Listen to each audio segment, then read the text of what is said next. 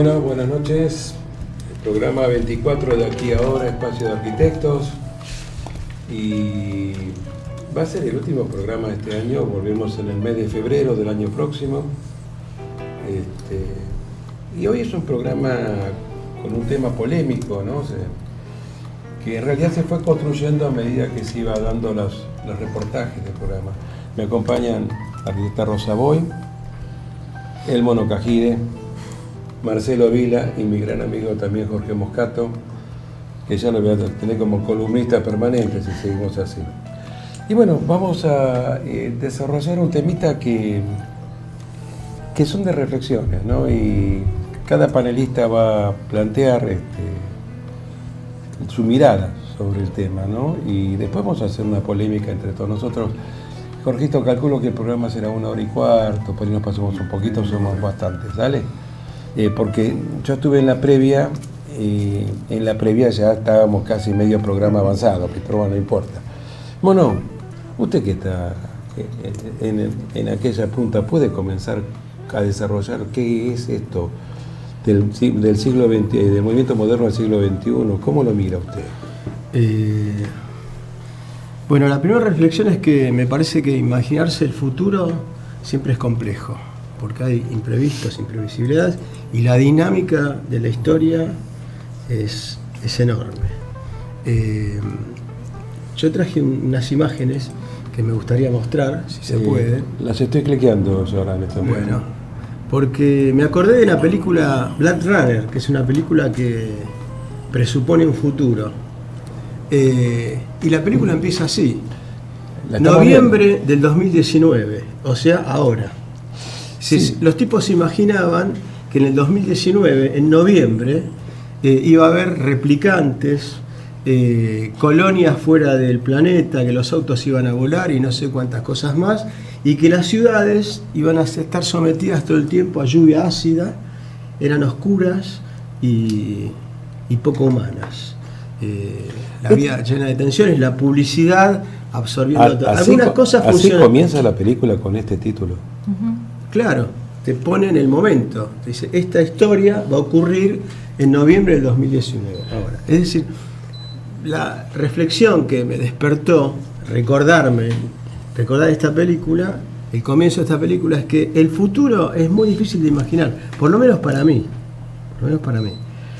El segundo punto es, si la charla es de la modernidad del siglo XXI, bueno, a mí me gusta arrancar un poquito de atrás y manejar con el espejo retrovisor un poco.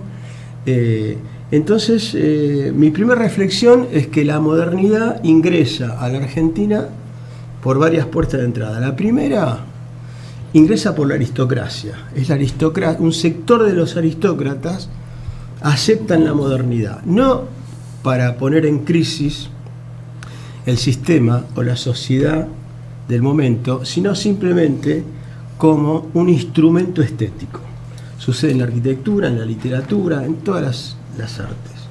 De hecho, la llegada de Le Corbusier a Buenos Aires, también en un momento de crisis y de inflexión, llega en 1929, o sea que se comió la década infame y la crisis del 30, ¿no? El tipo llega y lo trae acá un sector de la aristocracia. Y la verdad es que mucha importancia la sociedad no le dio a esta visita. Se la dio la academia después de muchos años. No fue recibido ni por la Sociedad Central de Arquitectos, ni por ningún funcionario del Estado, ni de la municipalidad, ni de ningún lado. Nadie le dio importancia. Dio 10 conferencias, era bastante arrogante, por lo tanto también generaba cierto rechazo. Y también en la matrícula había unas discusiones ideológicas donde a él le costaba entrar, ¿no? Había sectores muy aristocráticos como Christoffersen y demás, que les parecía que este señor lo que traía era el apocalipsis, más o menos. Y había otros sectores que reivindicaban la cultura hispano-latinoamericana que también lo rechazaban. Él era bastante arrogante. La primera conferencia dibuja un capitel corintio, lo tacho y dice "Ce ne va plus", chao, esto no va más. Y así empezó, ¿no? Pero a mí lo que me pareció interesante es cómo entra por la aristocracia. Y la aristocracia no pone en crisis o no toma los valores de la nueva visión, del nuevo modo de vida, de las 24 horas de vida en 3 partes, de 8 horas y demás, sino que lo toma estéticamente, como un hecho formal. De hecho, la casa que le hacen a Victoria del Campo, dice, es una casa estilo moderna, o sea, se toma superficialmente. A ver si hay otra foto, porque después me parece, acá lo que muestro es alguno de estos personajes, que son los personajes que en esa época tomaron el movimiento moderno de distintas maneras, algunas de una manera más sofisticada, otros de una manera más superficial, etc. Y creo que el último personaje, sí. Falta Vilar, ahí faltan varios, ¿no? Pero es lo que armé a las apuradas. Creo que el último personaje reflexivo y para mí interesante es Katzenstein. Yo creo que Katzenstein, sí, creo que Katzenstein es de toda esta gente, es un personaje sumamente sofisticado, muy culto, muy introspectivo, muy de bajo perfil, sin hacer mucho ruido, pero que es básicamente un investigador de la arquitectura, que todo el tiempo está llenando cuadernos con dibujos y con arquitecturas, y tiene unos mecanismos proyectuales que a mí siempre me resultaron muy interesantes, porque yo tengo otra formación, digamos. Yo me formé con Moscato, entonces tengo una formación de esto que se llama el partido y demás, y estos tipos de Katzenstein, quiero decir, él tenía como otra manera de proyectar. Después el resultado tal vez no es tan diferente, pero la manera de entrarle al problema de la arquitectura sí era diferente.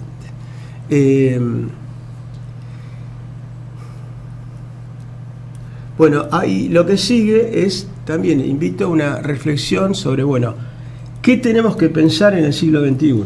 ¿No? ¿Cuáles son las temáticas que hay que pensar? Y la verdad es que son inabarcables las temáticas, pero a mí me interesaría compartir con ustedes algunas reflexiones de temas que yo estoy dándole vueltas en la cabeza, qué sé yo, que es primero el habitar. El habitar me parece que hay que repensarlo otra vez. Esto, ¿te acordás? Ya lo dije en Mar del Plata, una vez que compartimos una mesa, que a mí me parece que el habitar hay que pensarlo otra vez porque la sociedad es distinta. Los comportamientos familiares son distintos. Hay 700 modelos de familia, el día es mucho más flexible, los sistemas comunicacionales, la manera en que vivimos es distinto. Y seguimos haciendo, el mercado sigue haciendo las mismas viviendas. Y los privados te encargan la misma vivienda y resulta que su vida es distinta, ¿no? Y bueno, tengo un listado de reflexiones que las puedo contar muy rápidamente porque no quiero ocupar mucho tiempo. Pero además del habitar privado, me parece que hay que reflexionar también sobre los espacios sociales, que no son solo los espacios públicos. Para mí los espacios sociales son todos aquellos espacios que los puede usar la ciudadanía. Es decir, va desde los hospitales, las escuelas, las iglesias, las calles, las plazas, los parques, los transportes públicos, etcétera. Son espacios sociales. Y sobre eso creo que hay que reflexionar y pensar. Y el otro sistema son las movilidades y las conectividades, que ya no es solamente el transporte de las personas y de los bienes, sino que también es el transporte de la información, el transporte de muchas cosas, de muchas conectividades que todavía no terminaron de cerrarse. Es decir, las nuevas tecnologías recién empiezan. Por eso vuelvo a hablar, Runner, ¿cómo van a ser las nuevas tecnologías? Ya tenemos autos que se manejan solos. Ya no va a haber autos individuales. ¿Cómo? A lo mejor fracasa todo. Y hay un nuevo apocalipsis y otro crack como el de los 30, como el del 2000 y pico cuando se cayó Lehman Brothers y demás, que de golpe te cambian todo. Los sistemas productivos están cambiando. Cuando cambia el modo de comunicación y el sistema de producción, cambia la sociedad. Cambia la sociedad. ¿Cuántos días a la semana vamos a trabajar? Ya están probando probar 4 días, total. Es lo mismo. Es lo mismo y además eso podría generar más empleos y demás. Volviendo al habitar, Acá, no sé, yo tengo todavía algunas cuestiones antiguas en la cabeza, ¿no? Porque para mí todavía sigue existiendo el sector de la sociedad que se puede comprar su vivienda y el sector que no se lo puede comprar.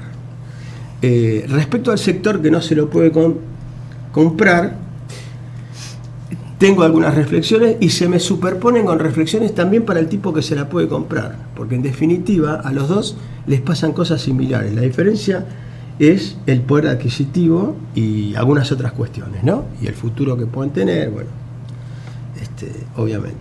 Entonces, me parece que no tiene que haber más, como dijo Le Corbusier con el coso corintio, esto no va más. No va más conjuntos de vivienda. Lo que hay que hacer son fracciones urbanas.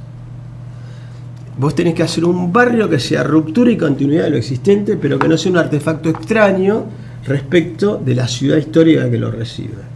Y por otro lado, esa vivienda tiene que ser un dispositivo de capitalización.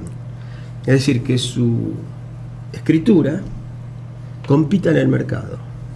Porque si no, no le cambias la vida. Le diste un techo.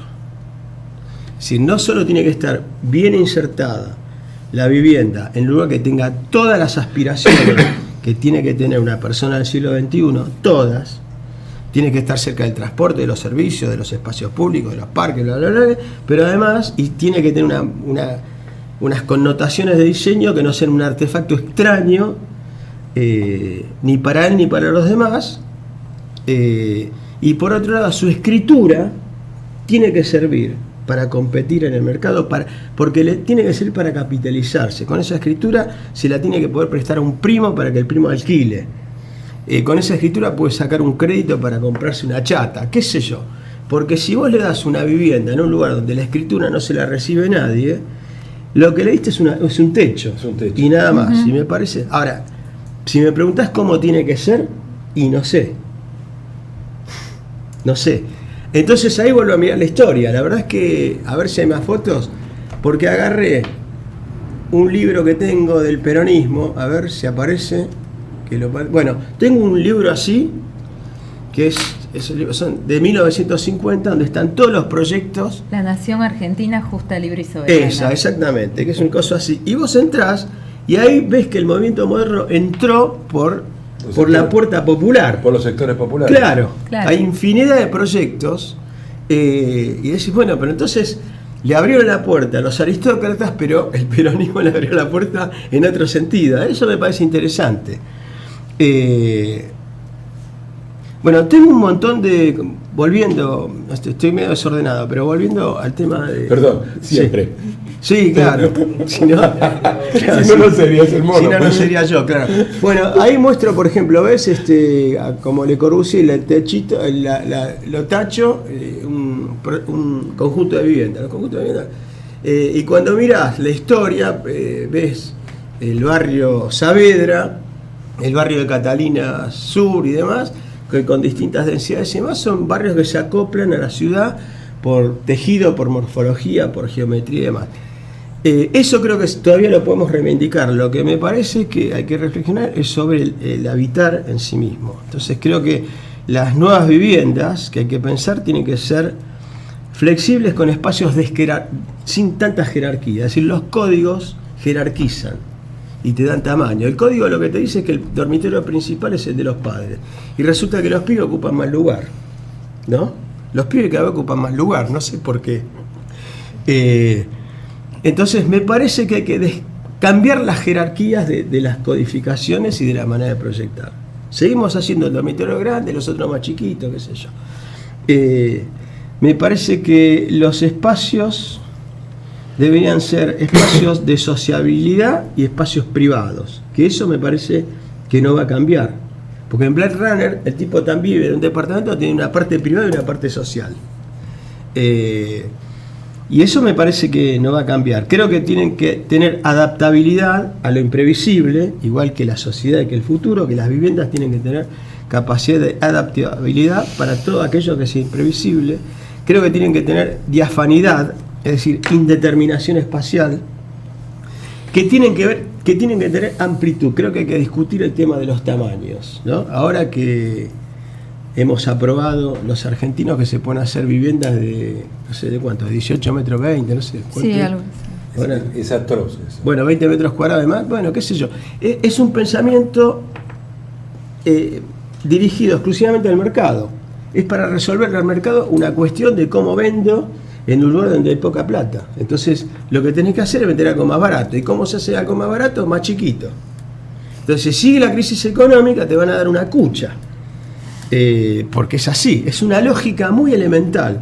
Yo creo que hay que reivindicar los tamaños, porque el lujo sano es el espacio. Entonces, ahí creo que hay que dar una batalla.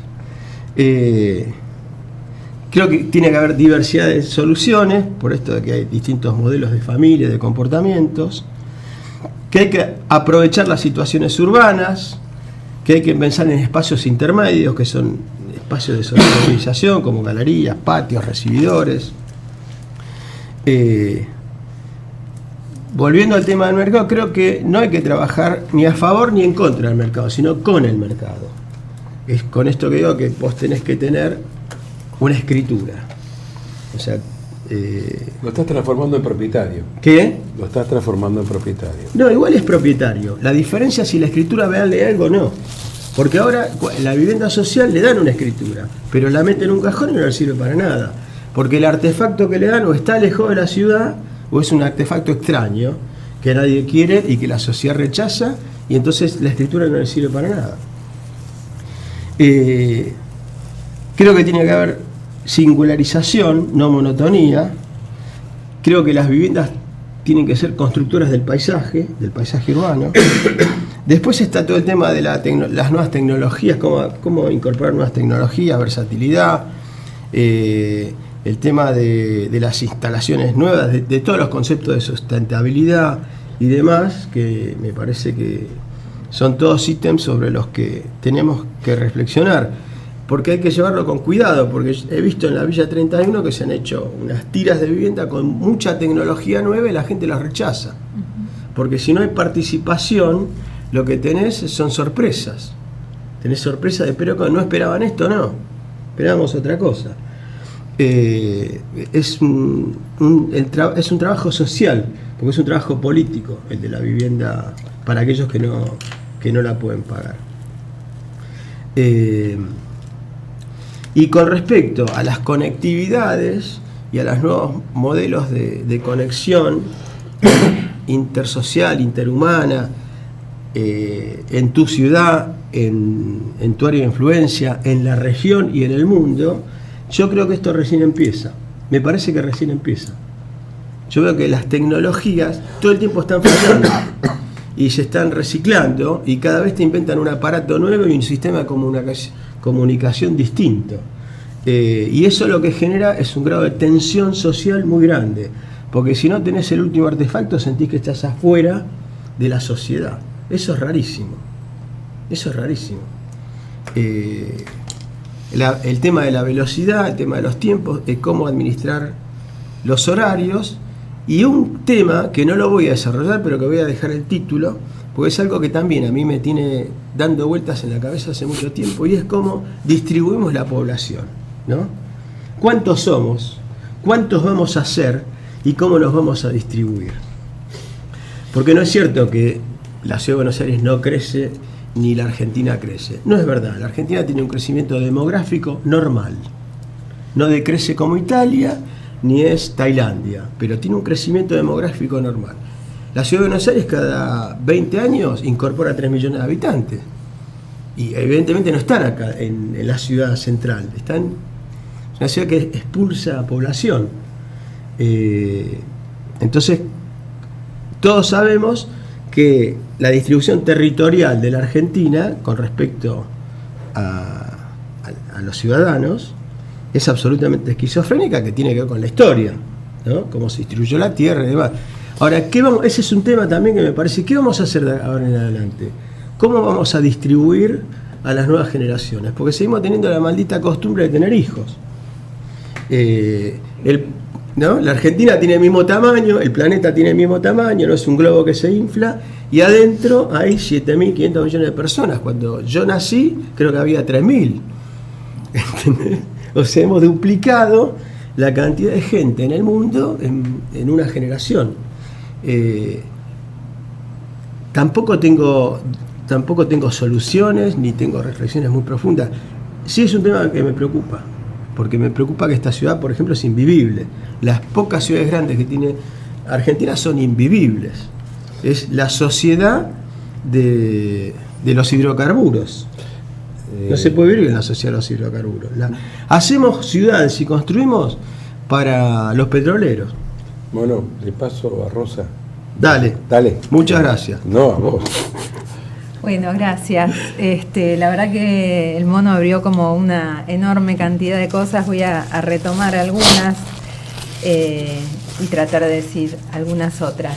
Pero es interesante el planteo de la mesa, esta cuestión de cómo llegamos al siglo XXI y al siglo XX. Y a mí siempre me sirve pensar, tal vez porque lo mío, además de la arquitectura, es la historia en términos de rupturas y continuidades, ¿no? A veces, para pensar lo nuevo, para pensar lo que viene, salvo que uno sea adivino, tarotista, o lo piensa desde el presente, ¿no? Entonces, bueno, a veces, como decía el mono, nosotros tuvimos una modernización en el siglo XX, que fue una modernización que se inicia como modernización conservadora, o sea, empieza por las élites.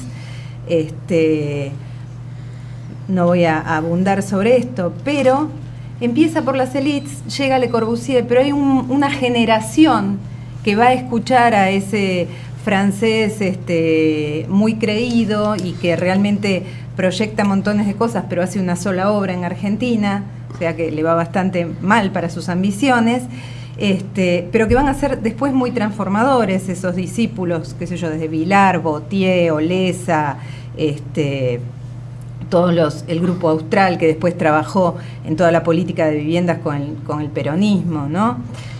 Kurchan, Ferrari, Ardoy, todos ellos discípulos de Le Corbusier. Entonces, en ese envase conservador viene una generación que se forma y aporta cosas muy nuevas.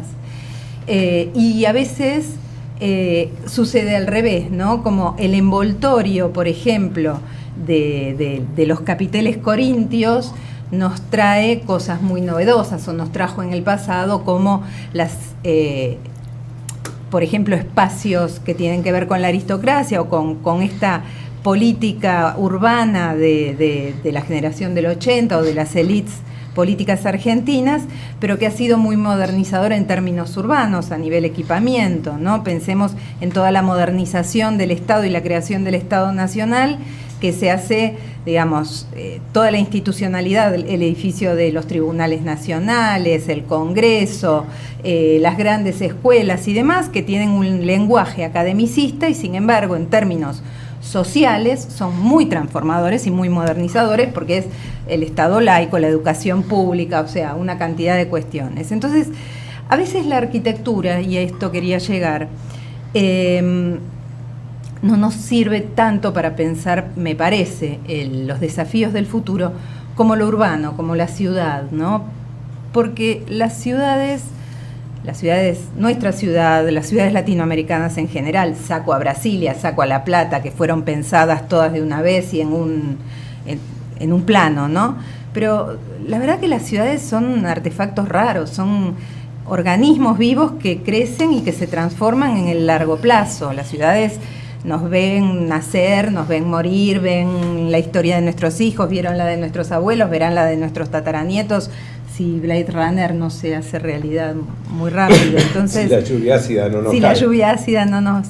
Entonces me parece que uno de los grandes desafíos va a estar justamente en pensar estas cuestiones de los desafíos de lo urbano. Y lo urbano tiene que ver primero con esta cosa de la larga temporalidad de la vida de las ciudades, pero además porque vivimos en un país donde el 70 y pico % de nuestra población es urbana. O sea, vive en pueblos o en ciudades o en grandes ciudades.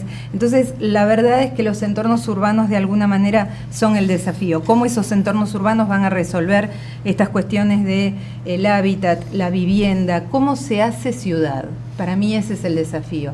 Y cuando digo hacer ciudad, no lo pienso solamente en términos de planificación urbana, lo pienso en niveles políticos, porque el urbanismo es político, cómo se hacen ciudades más inclusivas, más justas, que garanticen el derecho a la ciudad para los que están hoy excluidos, cómo se hacen ciudades en las cuales el mercado pueda florecer, pero todos podamos ser consumidores de los bienes que deseamos consumir o que necesitamos consumir, cómo hacemos ciudades más seguras en términos de no solamente de seguridad de los cuerpos moviéndose por la ciudad, sino en términos de género, de clases sociales, de que todo el mundo pueda transitar nuestras ciudades de alguna manera sin sentirse amenazadas.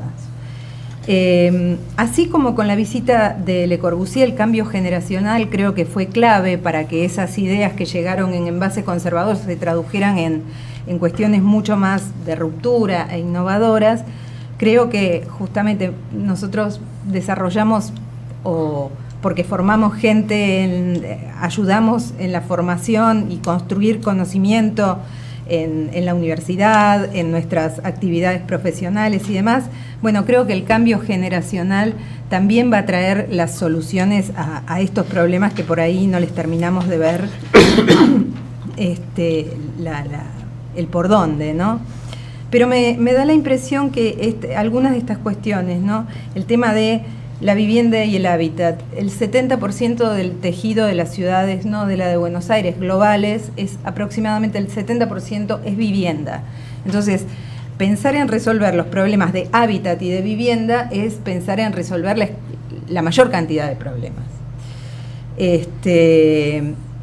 Muchas de las cosas que ya marcó el mono, ¿no? ¿Cómo damos respuesta a las nuevas formas de vida, a las nuevos agrupamientos, ¿no? Estamos acostumbrados a pensar que en las casas viven familias, y la verdad, viven familias y vive un montón de otros tipos de organizaciones de convivencia, desde personas solas, que cada vez son más, las que habitan solas, o grandes grupos que se unen por distintas afinidades, por necesidad, por lazos de familiaridad, por grupos de estudiantes, por afinidades de trabajo, por redes de inmigrantes.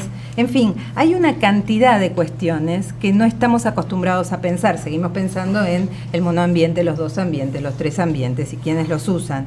Y la verdad es que, me voy un poquito al siglo XX, no hace falta ir muy lejos. La gente de Austral, cuando hace, por ejemplo, la obra de los eucaliptus en Virrey del Pino, la verdad es que desde el punto de vista del mercado es un desastre, digamos, si lo pensamos en términos de renta, pero la verdad que ahí lo que hicieron fue aceptar el desafío de decir: no hago una cosa donde todas las unidades sean exactamente iguales, hago una vivienda, un edificio de viviendas experimentales para lo que ya en la década del 40 pensaban ellos que era la diversidad de los modos de habitar.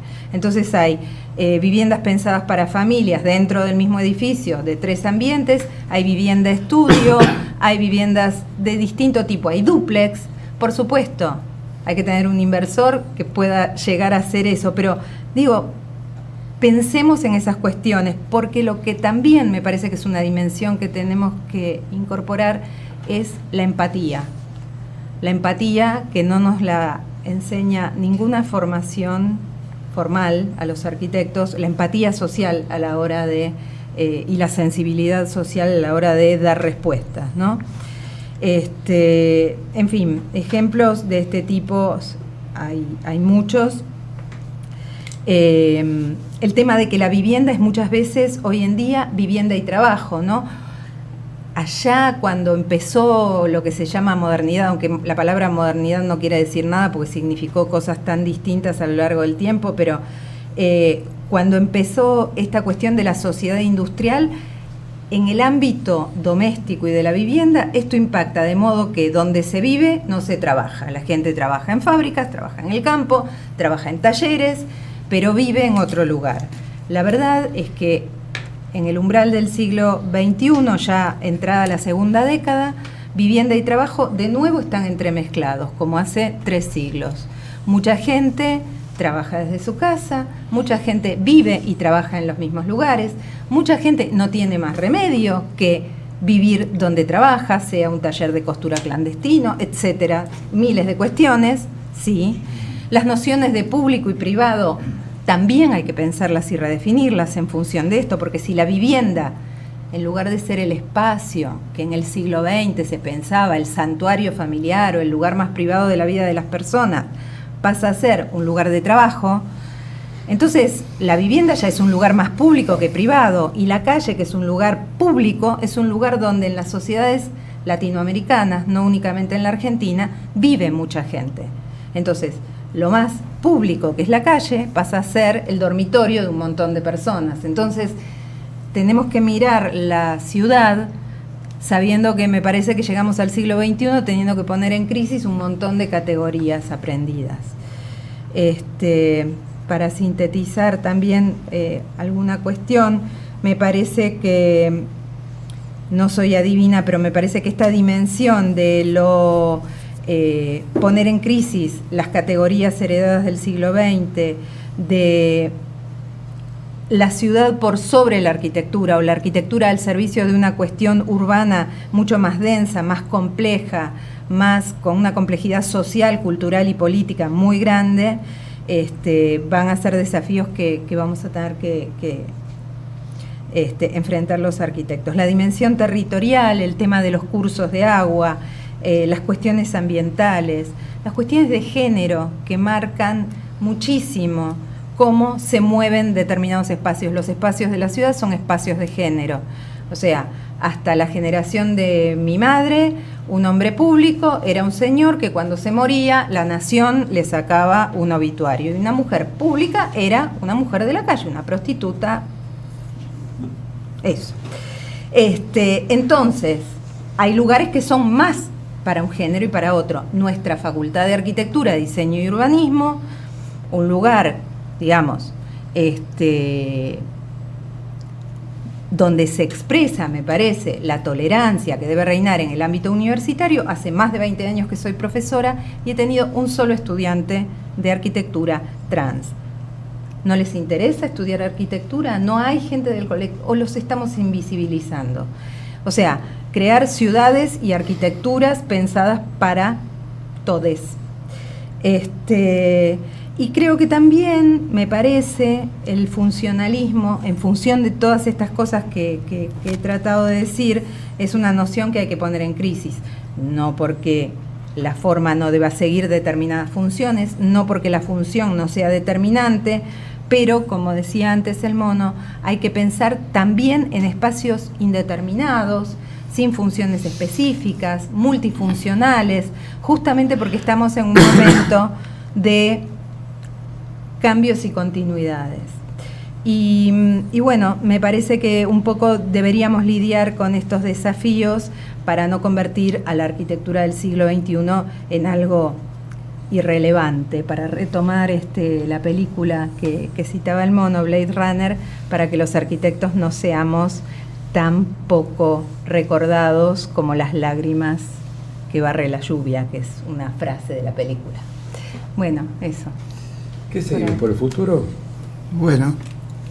Marcelo Vila. No, te decía, en función de la pequeña charla que tuvimos al principio, donde cada uno vuelca sus inquietudes en la mesa, y tantas son tan parecidas y tantas no son tan parecidas, así que es como muy rico la posibilidad de estar compartiendo esta mesa. Yo me anoté a lo largo de estas primeras charlas 6 puntos, para variar, y que empiezo así. Hay una para mí, condición que nos atraviesa como arquitectos, y es que de alguna manera nos ha cambiado la escala, ¿no? La preocupación del edificio ha virado en la preocupación del territorio. Y me parece que de algún modo eso es lo que de alguna manera podría caracterizar una mirada contemporánea que deberíamos tener sobre, ya ni siquiera sobre las ciudades, ¿no? sobre el territorio global. Y en ese sentido, entender, a mi juicio, el rol de la región en ese sistema de comprensión geopolítica global, me parece que es importante, porque de verdad estamos llamados a eso, también a pensar eso, los arquitectos. No nos es ajeno. Muchas veces algunos de nosotros, no en mi caso particular, han ocupado lugares públicos y las decisiones pasan por cuestiones de, para mi gusto, hoy en día de esa escala.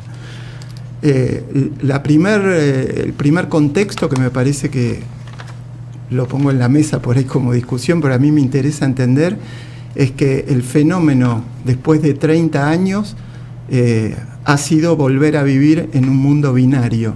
El mundo que de alguna manera cae con la caída del muro de Berlín y de Rusia, esta especie de dualidad global, se recrea hoy con un mundo distinto, absolutamente, y Estados Unidos y China expresan, más allá del enfrentamiento de dos potencias económicas, fuertemente el enfrentamiento de dos potencias culturales. Creo que el primer registro que tenemos que tener como intelectuales es que Oriente entró al mundo, y Oriente tiene una manera muy distinta de comprender al mundo que los occidentales. O sea, en definitiva, el enfrentamiento de Estados Unidos y Rusia era entre occidentales. Los chinos, cuando los empujás, ceden, pero dan la vuelta y te abrazan. Entonces, esta condición de que la cultura ha cambiado, y definitivamente va a cambiar cuando sean primer potencia mundial, me parece que es como un término clave para entender el nuevo mundo que vivimos. Y en ese nuevo mundo, que es en un mundo que me parece estallaron ya las asociaciones regionales, la Unión Europea está rota, nosotros como región tenemos un desafío enorme, y ahí paso a hablar de la región porque es el lugar que habitamos. Tenemos un desafío enorme, y es de verdad trabajar en términos de una conciencia regional. No de igualación, sí de complementariedad. Creo que el gran problema de la Unión Europea ha sido suponer que España es igual a Alemania. No. Entonces, entender el fenómeno de la complementariedad en nuestra región es clave. Y en ese sentido, quebrar la historia de ser, a lo largo de nuestra vida útil, exportadores de materia prima sin valor agregado, es uno de los mayores desafíos que tenemos. ¿Y para qué los arquitectos trabajamos? Y sobre las escalas de infraestructura que nos permitirían vincularlos más allá de un camión que va por una ruta y lleva cosas de uno al otro. Las redes ferroviarias están absolutamente destrozadas y poco complementarias. Las rutas es un modo absolutamente ineficiente, y en ese sentido el sistema hídrico potencial que tiene Sudamérica me parece, a partir de las 3 cuencas que hay, posiblemente posibles de ser unidas, uno de los mayores desafíos que tiene la región en términos de integración, complementario a este fenómeno de los corredores bioceánicos, que es fundamentalmente sacar lo que excede. Pero hay como un campo muy grande para trabajar desde la política, por supuesto, y desde nuestra tarea, en imaginar cuál es el mejor modo de generar un soporte físico, infraestructural, que nos vincule, que vincule nuestras economías y que nos permita intercambiar bienes y servicios. Geopolítica y rol nacional, rol regional. El siguiente tema me parece que tiene que ver con lo ambiental, y es clave en entender el mundo que vivimos para entender el mundo que tenemos que enfrentar. Hay una escala que es casi planetaria y es fantástica, que es que todo nuestro mundo se entiende a partir del giro por el Ecuador. El canal de Panamá es lo que hoy vincula las dos partes del planeta. Ahora, el fenómeno del calentamiento global abre el polo norte, y hoy Estados Unidos está en determinados momentos del año pasando a través del polo norte y llegando a los puertos del otro lado a la mitad o a un tercio de tiempo que girando en este sentido. Entonces, ese mundo que incorpora el Polo Norte y las relaciones en vez de transversales, longitudinales, también es un mundo absolutamente distinto, porque establece otras relaciones globales. Nosotros estamos cerca del Polo Sur. ¿Será que el Polo Norte, que se está abriendo y que abre rutas marítimas, en 100 años el Polo Sur será una nueva ruta y el mundo, en vez de girar por el Ecuador, gira en el otro sentido? La verdad, también es como un desafío pensarse en ese sentido, porque el rol de nuestro país en ese sentido es estratégico. Somos casi los porteros de este giro. Y en la lógica del calentamiento global, habló el mono, creo, en algo de esto, o Rosa, los desplazamientos humanos que se producen por el calentamiento, son temas que deberían preocuparnos. O sea, los desplazamientos territoriales de África ya están como marcados. Los niveles del mar que inundan determinadas áreas deberían ser reflexiones que tienen que ver con cuestiones del territorio y, por supuesto, de las ciudades. Y, por supuesto, en esa línea la arquitectura también, en términos de cuáles son aquellas arquitecturas que menos consumen. Yo creo que está absolutamente banalizado el tema del cuidado del ambiente y del registro ambiental, con estas cosas del ley y de los cartoncitos y de los premios, cuando verdaderamente el fenómeno de la arquitectura, yo creo que hoy la mejor arquitectura es la que menos consume. Así, no hay más vuelta que eso.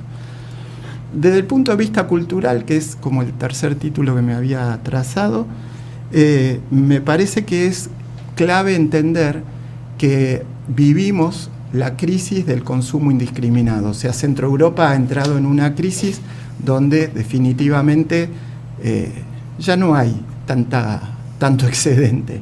Y ese fenómeno de un nuevo paradigma cultural ha hecho que Europa, que el mundo nos mire porque de alguna manera hacemos arquitecturas con dos palitos, ¿no? Y en esto amplió la mirada regional. No solo a nosotros, que nos han dado premios Pritzker, también a India. El fenómeno de la premiación en arquitectura expresa básicamente eso, la crisis del consumo indiscriminado y la mirada sobre unas experiencias alternativas que usan menos, ¿no? Y así han premiado, lugares insólitos que antes no estaban en el escenario mundial. Con un cuidado que tenemos que tener, me parece, como arquitectos, como intelectuales, es que no convertirnos en unos monigotes haciendo con palitos lo que podríamos hacer con 2 ladrillos o 2 piedras, ¿no? Pero me parece que es como un riesgo bienvenido al estar de alguna manera siendo tan observados. En eso entra una cuestión que es como el rol generacional. Uno siempre mira las cosas más allá de tener una mirada general, las mira desde un rol que lo excede a uno, colectivo, y en eso uno, por lo menos yo, trato de mirar hacia mis lados y saber que pertenezco a una generación que ha aportado cosas y que ha dejado demasiadas también cosas pendientes. Y en ese sentido, en esta especie de recorrido, hablábamos al principio, antes de sentarnos, yo le decía, para mí no es muy difícil explicarnos en términos de quiénes somos, ¿no? Venimos de unos modernos, que muy bien explicó el mono, puso una imagen ahí donde estaban todos. De esos venimos a unos profesionalistas, que son los grandes estudios de arquitectura. Estuvo Solsona, creo, en el primer programa acá. Segundo, como expresión de esos estudios. Siempre me queda marcado esta cosa de creo que era una introducción de una suma de Antonini y Johnsen-Borain, de alguna manera maestros, entiendo yo, del Mosca, los empujadores del lápiz, ¿no? Tipos que dibujaban, que diseñaban. Después los críticos, a mi lado el Mosca, un tipo que pertenece a una generación atravesada por la dictadura. O sea, todas estas generaciones tienen su registro histórico, no son casuales de la vida. Después venimos nosotros, que somos los de la apertura democrática, los que de alguna manera como generación tenemos que juntar... Te olvidaste del mono y de mí. No, porque todo se mezcla, digo, caracterizo como puntos, ¿no? Creo que uno tiene, nuestra generación, las que tiene la obligación de juntar el pensar de los críticos con el hacer de los profesionalistas, y en eso creo que hemos, jugado un rol. Claro. Y después, para digamos, ¿quién viene? Para mí es la generación de la crisis del 2001. Son aquellos que de alguna manera los atravesó la crisis, muchos se han ido a estudiar a España, vuelven pulcros, impecables, y muchos han quedado acá y tienen como un valor agregado para mí esa generación, que es como una especie de grado de sensatez muy alto, ¿no?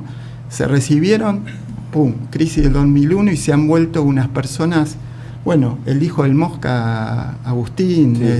Toda esa serie de estudios jóvenes que de alguna manera tienen como en el registro del sentido común una cosa muy incorporada y natural. Tengo un estado actual de la situación, pero no sé si es una barbaridad que siga hablando. Dale. Que tiene que ver, uno, con el rol de nuestra generación y lo que ha aportado.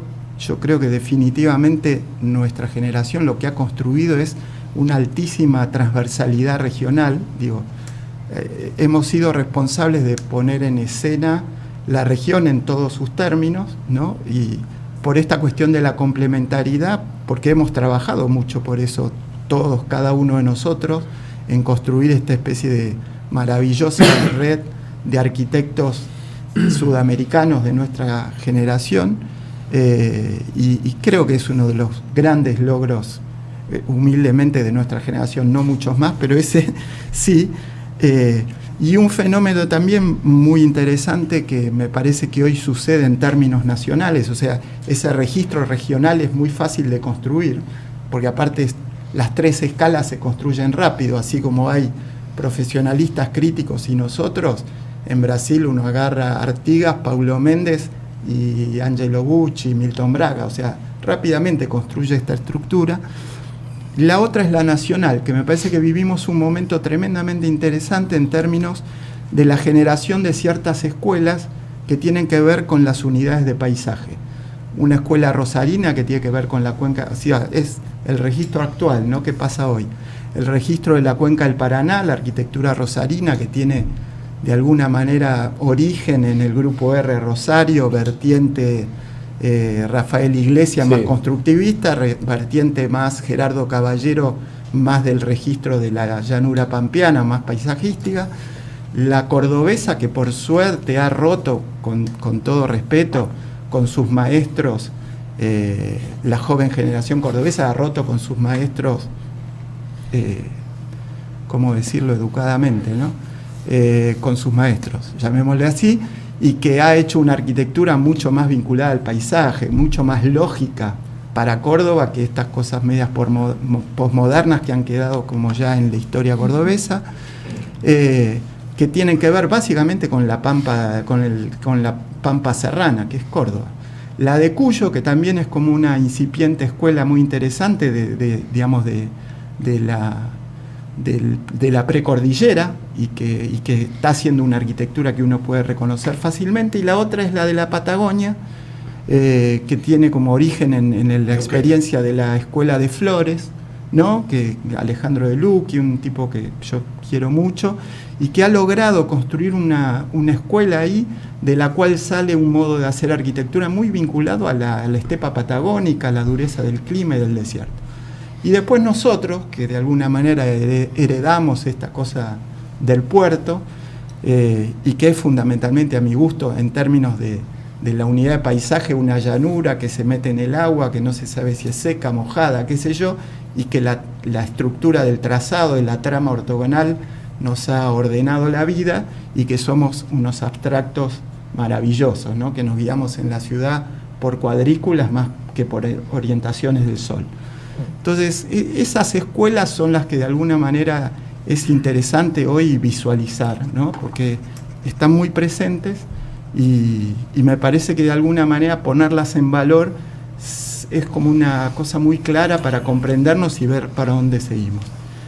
El último título no lo hablo, si queda tiempo hablamos de la facultad, que me parece que es un tema interesante.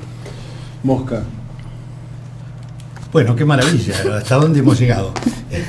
Al siglo XXI. Yo creo que con lo que acaba la secuencia ha sido perfecta de los tres, y creo que con lo que ha llegado Marcelo, ha llegado a identificar los actores del siglo XXI, lo cual me parece fantástico.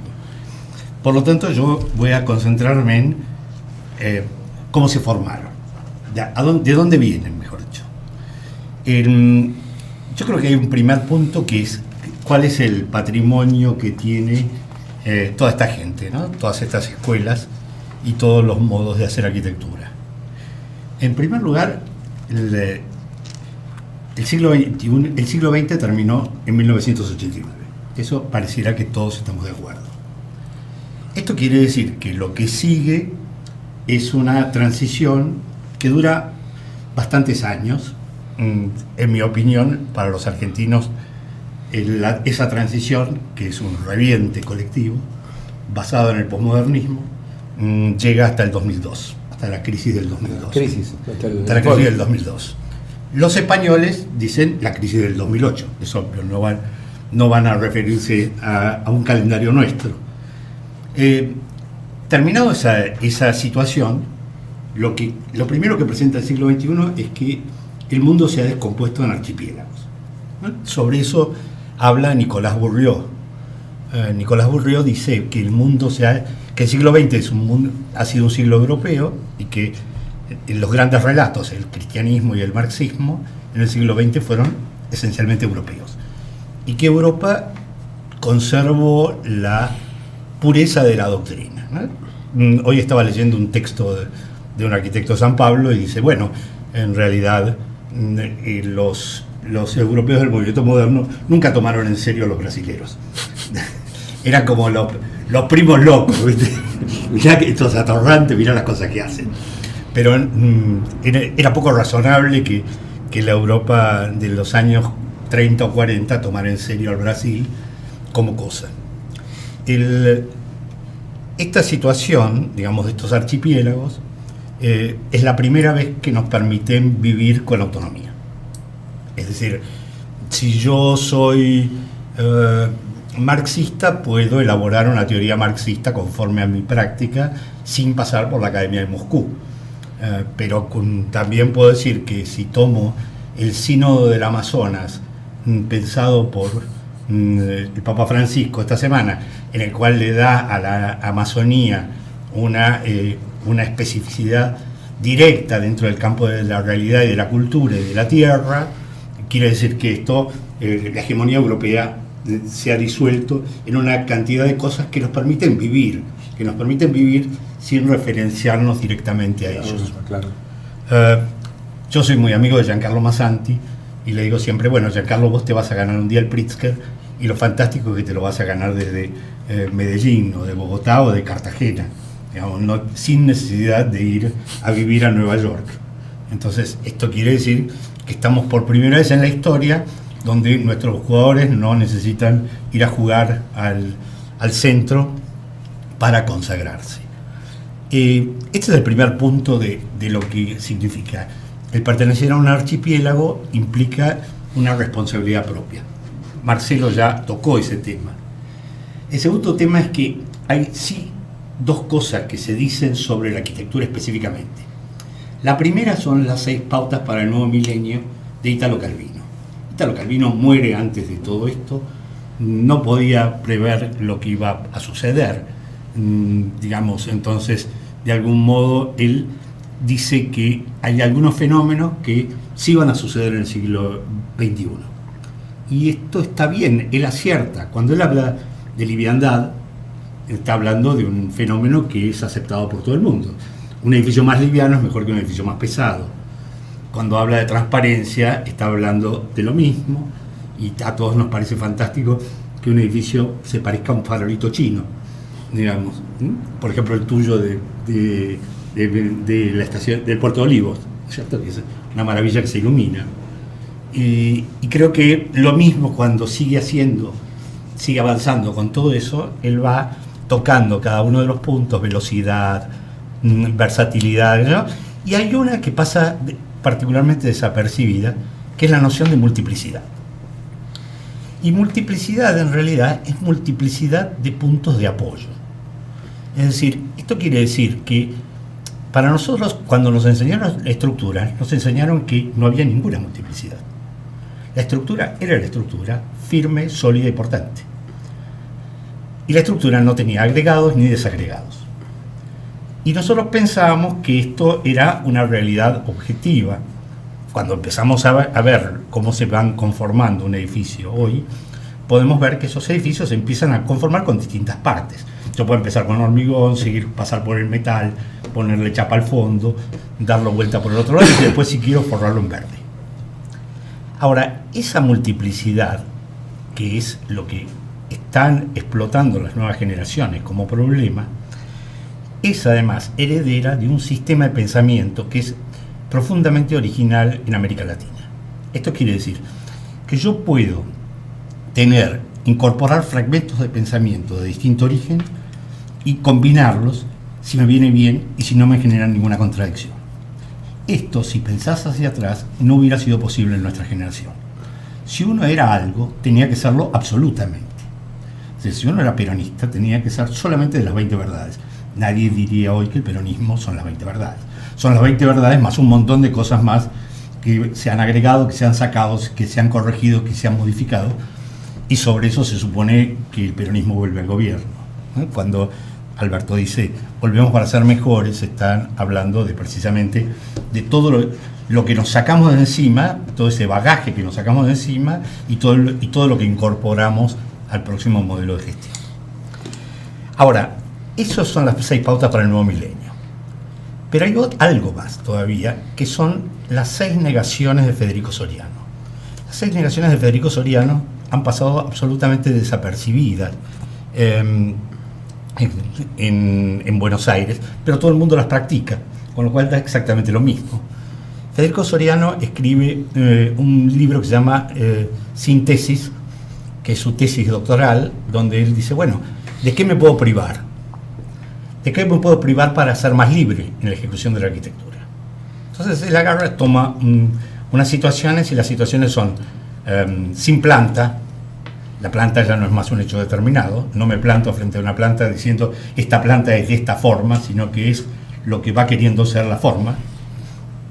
Sin escala, la noción de que está fuera de escala un proyecto pasa a ser absurda en la Facultad de Arquitectura. Yo puedo tomar un corte de una escala enorme y usarlo como detalle de carpintería en el zócalo, digamos, y cambia absolutamente la cosa.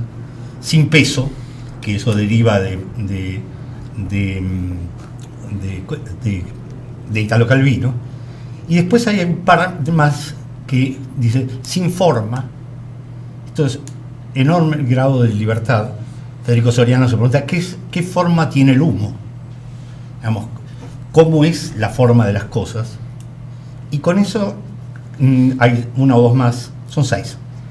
Con eso lo que empieza a aparecer es un lenguaje que es el que hoy vemos. Nosotros vemos un lenguaje en los jóvenes, en la joven generación, la número 4 que pusiste por acá, los del post del 2001, y sus principios son esos. Entonces quiere decir que esa cosa que ha arrancado en la crisis de 1989 ha significado un profundo grado de libertad, y que ese profundo grado de libertad es con el que la joven generación encarna la nueva posibilidad de actuar en la ciudad y en la arquitectura. Y creo que eso hasta ahora está claro. Hay unos actores que están actuando de esa manera, y creo que eso es fantástico. O sea, al fin y al cabo estamos en el 2020, hacia el 1920 ya se sabía quiénes iban a ser los actores del siglo. O sea que en 100 años podríamos decir que se ha repetido la cosa, y que por lo menos esta generación actuará unos cuantos años más. Mosca, una pregunta para entrar un poco en la polémica picante. Dale. Porque vos volvés a hablar de los archipiélagos, sí, y yo coincido en mi mirada política con Marcelo, que ya no estamos en los archipiélagos, estamos en un mundo bipolar, donde digamos, hay como un oriente y un occidente, con todas las contradicciones internas, ¿no? O sea, Fíjate la política de Estados Unidos con la Unión Europea, el Brexit en Inglaterra, todos los problemas que genera esto, ¿no? Y la consecuencia en la arquitectura. Yo me planteaba cuando acá en una prebienal Jujo dice: yo soy un arquitecto sudamericano, que a mí me impactó tremendamente la definición, vos sabés que yo lo aprecio y le tengo un gran cariño. Me impactó una definición así casi hasta política, te diría, ¿no? Y creo que la ubicación en esa que tal vez planteaba Jujo era lo del archipiélago, pero hoy por hoy estamos en un archipiélago, estamos en un mundo donde Oriente se plantea ciertos temas y Occidente plantea otros, y yo casi coincido un poco más con la lectura de él. En la arquitectura no lo veo. Él tiene el taller Sudamérica, me encanta cuando empieza a recorrer las cuencas y recorre con todos los talleres y los alumnos nuestro territorio, nuestra América Grande, ¿no? Si fuera un mundo, si fuera un mundo bipolar, esta semana no hubiera sucedido el viaje de Alberto Fernández, donde Alberto Fernández puede viajar a México, arreglar una política en común con México, parar, después volver a Buenos Aires y plantearse la otra negociación más, y pensar que hay un espacio que se llama América Latina, y que ese espacio tiene unas ciertas características y que son características propias. Entonces, yo creo que esto está claro cuando explicamos cómo es el mundo. Nosotros vemos claramente que Rusia no juega con China, no. Estados Unidos tampoco juega ni con Rusia ni con China,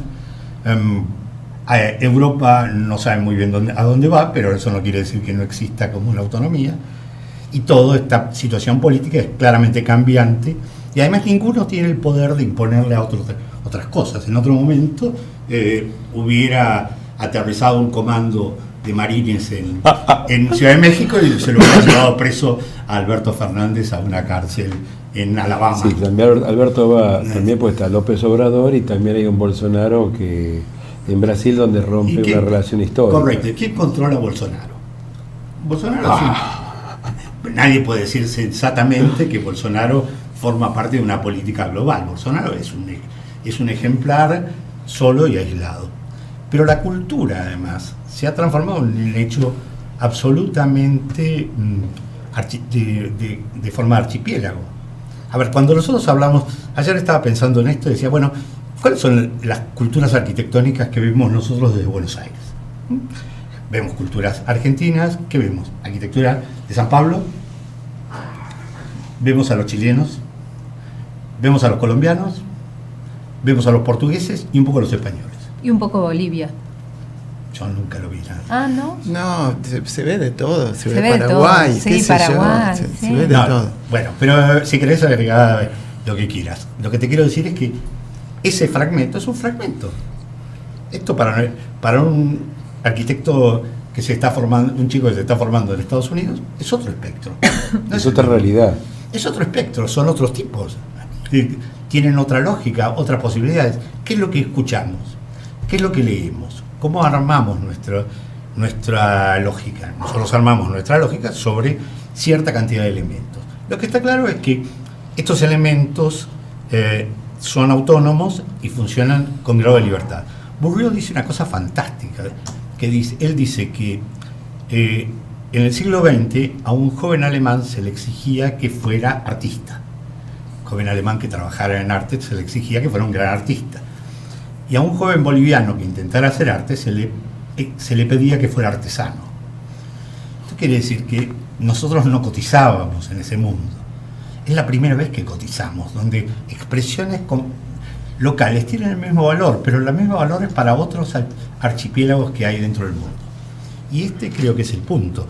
La situación política va a seguir cambiando y se va a seguir rearticulando todo el tiempo, pero me parece que la situación cultural se ha universalizado y fragmentado a la vez, lo cual es lo mejor que le pudo haber pasado.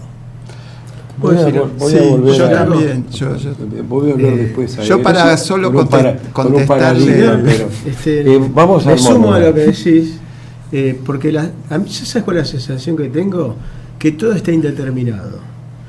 y que lo que veo son, ¿viste las placas tectónicas? Que te las expliques y dónde están. Claro. Pero se mueven, están y se mueven y van cambiando todo, ¿no? Es buena tu análisis. Es raro, o como esa frase del holandés que dijo que todo es como las nubes, que cambian de forma sin que te des cuenta, ¿no? Tiene forma de conejito y después tiene forma de dragón. Yo tengo esa sensación que esta etapa de la historia es una etapa que comienza y que no sé a dónde va, porque hay muchas cuestiones que la van a transformar, que van a transformar nuestra vida y que recién empiezan, y no quiero que me confunda la foto, ¿entendés? Es bueno. No quiero que me confunda la foto, porque cuando me voy para atrás la foto te confunde. La foto confundió, y si no, preguntale a Piñera, ¿no? Las placas tectónicas son invisibles, de golpe surgen y explotan, y te cambian todo, entonces te cambian después la manera de operar. Buen análisis. Porque te cambian el diagnóstico, ¿no? ¿Entendés lo que quiero decir? Que yo vivo en la incertidumbre. Hoy no estoy seguro de nada. Planteo algunas hipótesis, pero me permito la duda. La escuela rosarina, eso le llama arquitectura indeterminada. Sí, bueno, sí. Estamos hablando de eso. Estamos hablando de eso, sí. Rosa, le toca, Sí. por favor. Si no, las chicas del 8M me retan. No, yo, gracias por lo de chica, pero no. Lo del 8M totalmente, pero no. Te tiré el pie. Me parece que no son contradictorias las visiones de Marcelo y de Jorge. Me parece que son complementarios. Sí. Claro, que yo también suscribo la de no sé hacia dónde vamos, pero creo que si uno mira, hay como distintos layers de sentido, ¿no? Si uno mira desde un lugar más la geopolítica o la economía, pareciera que sí hay más una cosa un poco bipolar que se va organizando. Ahora, como decía el Mosca, el campo cultural es mucho más fragmentado. Hay identidades múltiples, hay cosas que surgen en distintos centros y se valorizan de manera autónoma.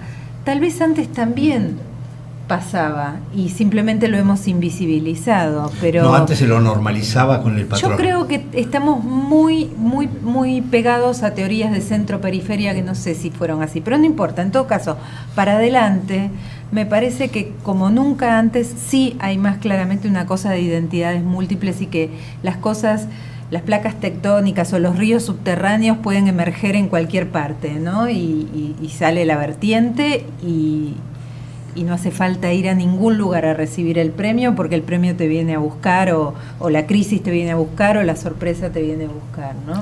Yo quería, para tirar un temita...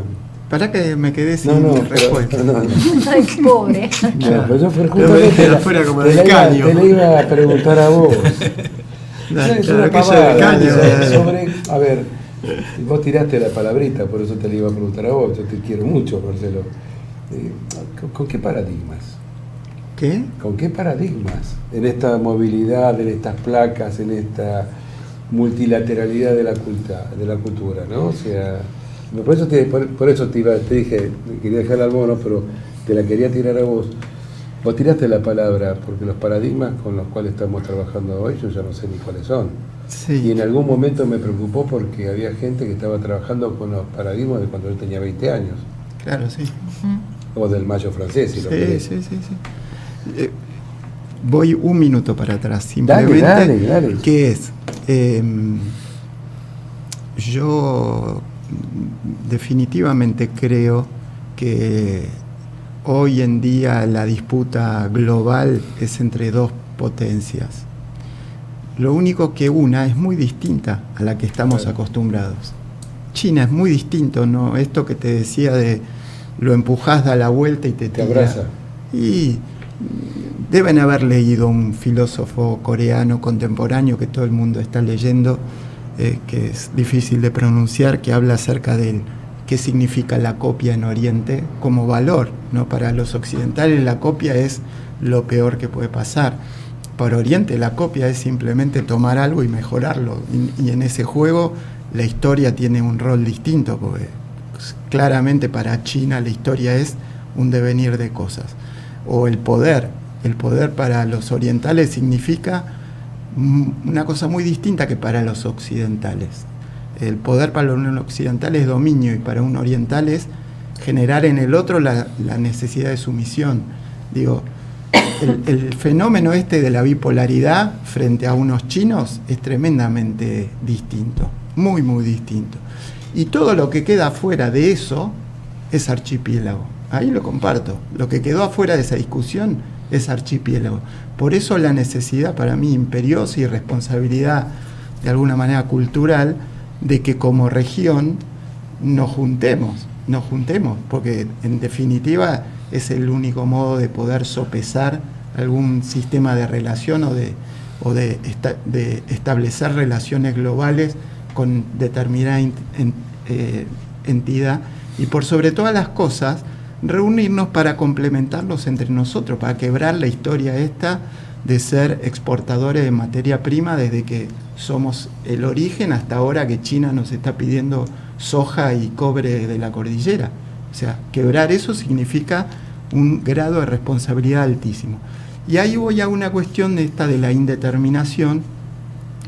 Yo soy bastante crítico de la indeterminación, porque creo que como sudamericanos no podemos permitirnos esta cosa liviana de no saber para dónde ir.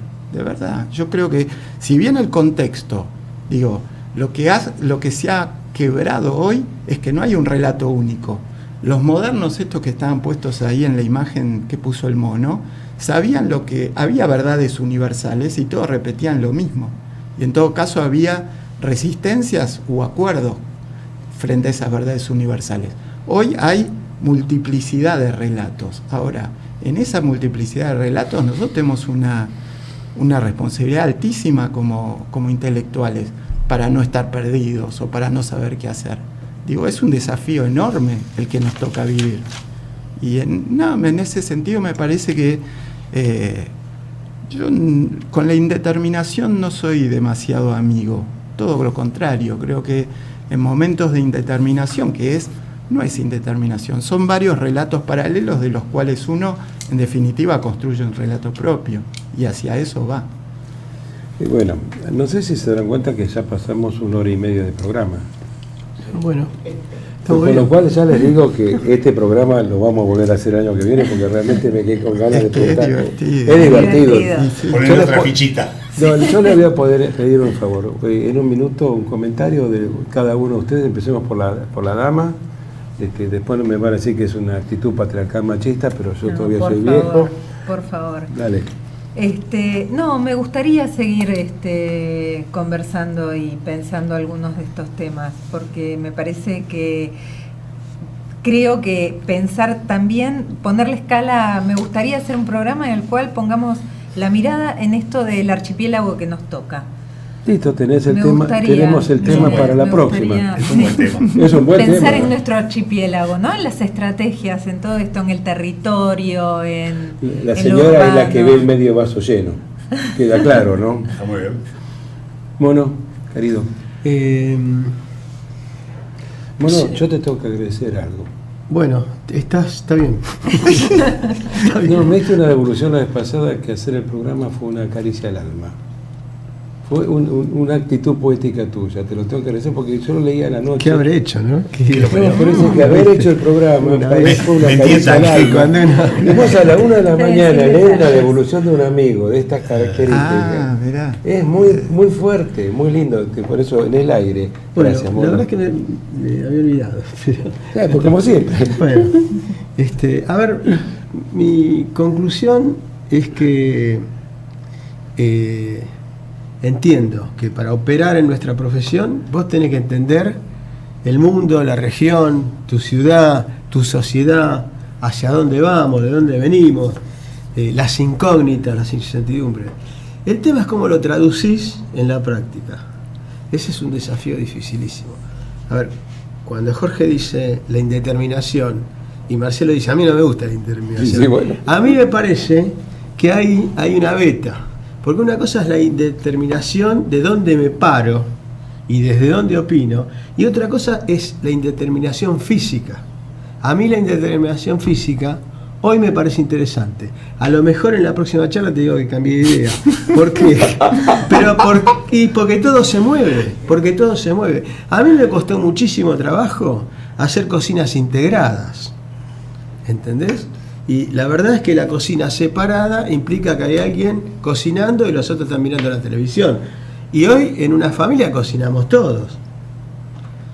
Es participativa no todo el mundo, yo sé que todo el mundo no es igual, pero la tendencia es a que las áreas de servicio tienen que estar integradas a las áreas sociales, por ejemplo, de una vivienda.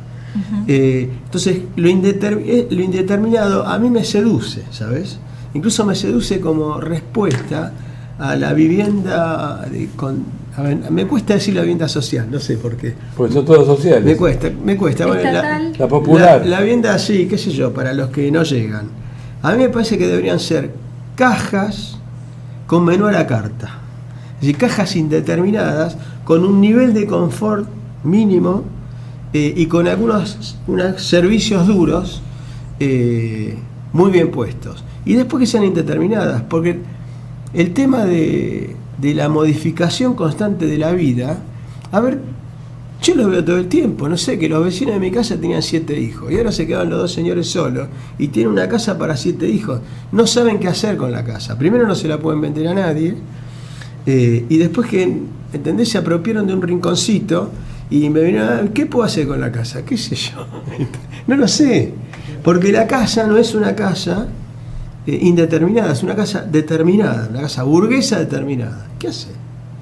¿Qué sé yo? Transformar en un instituto de inglés. La única manera. En un hostel. En un hostel, qué sé yo, en otra cosa. Eso genera también una indeterminación programática, ¿no? Hay indeterminaciones programáticas. Pensás un edificio por una cosa y después se transforma en otra. Y eso está mal, no, está bien, es así. Lo que pasa es que, como vos decís, los sectores vulnerables son los que no pueden reconvertir fácilmente. Entonces, la indeterminación ahí va bien, me parece. Hay un nivel de participación. Siempre es difícil. Yo estoy cada día más dudoso, no sé. Tengo como unas dice, bases de preocupación fijas y después tengo dudas porque la dinámica de los cambios. A mí toda la aparición de las nuevas tecnologías, la verdad que me dejó medio choqueado, porque yo estoy acostumbrado a dibujar con la mano y a hablar y a comunicarme de otra manera. Y bueno, me tengo que adaptar, pero la verdad es que me cuesta y veo que los cambios son potenciales, ¿no? Exponenciales. Bueno, eso. Pasamos a Marcelo. Dale. Yo comparto lo que decís, Mono. Cuando yo digo no indeterminación, no digo que no haya, digo que como intelectuales, como arquitectos sudamericanos, digo, la indeterminación no es excusa para estar confundidos y no saber. Vos acabás de decir, la indeterminación permite construir una caja con un núcleo duro en un punto y después tener flexibilidad en el armado. Listo, es una respuesta, es saber qué hacer. A mí me preocupa el tema de la traducción a lo fáctico. Sí, claro. Esta cosa del relato múltiple, ¿no? De que puede ser así, asá, asá o asá. Y la verdad es que no. Y menos nosotros, sudamericanos, en una sociedad donde nos sobran los recursos. Digo, hay un montón de condiciones que, digo, es muy claro las cosas que tenemos que hacer. Son muy claras. Y en ese sentido, esta confusión de la posmodernidad, podríamos decir, a mí me resulta un poco odioso. Yo no tengo más nada que decir de lo que dije. Disfruté, la verdad, muchísimo de esto. Y uno siempre cuando participa de estos encuentros tiene ganas de que nunca terminen, ¿no? Y tenés la capacidad de generar en un programa de radio un ámbito de reflexión un poco más profundo de estar hablando de cuestiones de arquitectura simplemente. Y eso la verdad que es una maravilla, aparte de encontrarse con gente que quiero y admiro, ¿no? Moscato. Quiero decir algo sobre la indeterminación. Para los rosarinos la indeterminación es una indeterminación académica. Es decir, hay un grupo de cátedra que opta por Borromini contra Bernini. Ah, bueno. Bueno, Pero entramos en es otro equipo de fútbol. Es otro, claro, es otro deporte. Es otro deporte. Claro. Entonces ellos dicen, Bernini es la arquitectura determinada, Borromini es indeterminado. Entonces, Bueno, de ahí, algo de eso hay. después lo que hace es matar 3 siglos de arquitectura hasta llegar a Gaudí y Miralles. Pero ese es otro tema. El cuento, no, yo creo que Marcelo acaba de decir algo importante. Somos intelectuales y este es el punto. Digamos, lo que la Argentina nos exige, digamos, lo que la patria te exige en términos marechalianos, es que a Leopoldo Marechal te me fuiste ahora. y bueno, Marechal dice una cosa fantástica, dice que los intelectuales se ganan el cielo por la devoción a la Madonna Sofía.